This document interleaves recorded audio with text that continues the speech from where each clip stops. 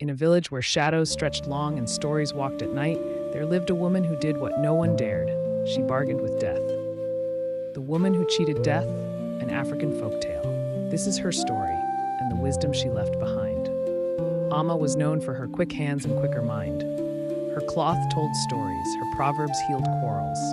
Some say her eyes saw both dawn and dusk at once. Child, the shells say death will visit at the last drumbeat of the next new moon, the elder said softly, his voice weighty with meaning. Then I must set a stool for a guest, Amma replied, calm and resolute.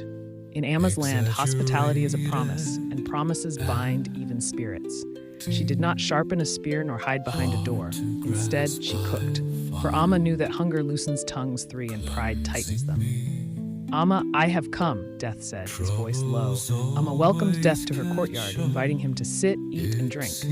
You are welcome in my courtyard. Sit, eat, drink. Guest right is sacred, Amma said, respectfully.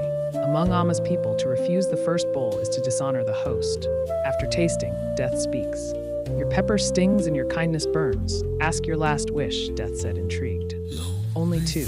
First, hear a story. Second, play a counting game, so the children remember numbers and not fear, Amma said, thoughtful. Stories are a medicine I respect. Tell it, Death said respectfully. Amma told a story with no end. Each river led to a sea, and each sea to a sky, and each sky to another beginning. Time forgot to blink. Go on, Death said, engaged. Amma continued until the moon slipped away and the rooster cleared his throat for dawn.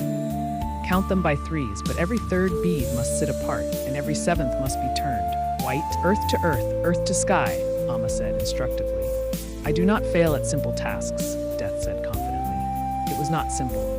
Numbers danced, beads rolled. The first sun ray kissed the baobab, and Death's fingers were still busy. You tricked me, Death said coldly. I hosted you.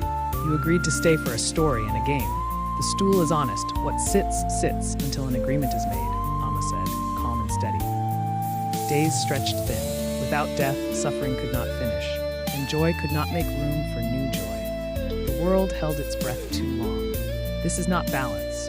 I will release you if you promise three things. Spare my village until our granaries are full again. Let me choose the day I go. And when I go, come not as a terror, but as a friend who walks me home. Amma said, wise beyond her years. Wise beyond her years, she spoke, Amma said. Death listened to distant voices, the world calling. I will spare your village a long season. You will choose your day. And on that day, I will come like evening cool after heat, Death said, agreeing. When your hair is as white as egret wings and your hands shake like leaves in harmattan, call me with this shell, Death instructed. And so Death returned to his road, and life remembered how to breathe. Amma spent her borrowed days like coin in a market, paying for kindness, buying peace, tipping every child with a story, she thought. Years folded like cloth, her hair turned white, her hands trembled. My hair is white, my hands tremble, and my heart is full. Friend, will you walk me home? Amma said, peacefully. I am here, Death said gently. She did not beat Death. She taught him to keep his promise.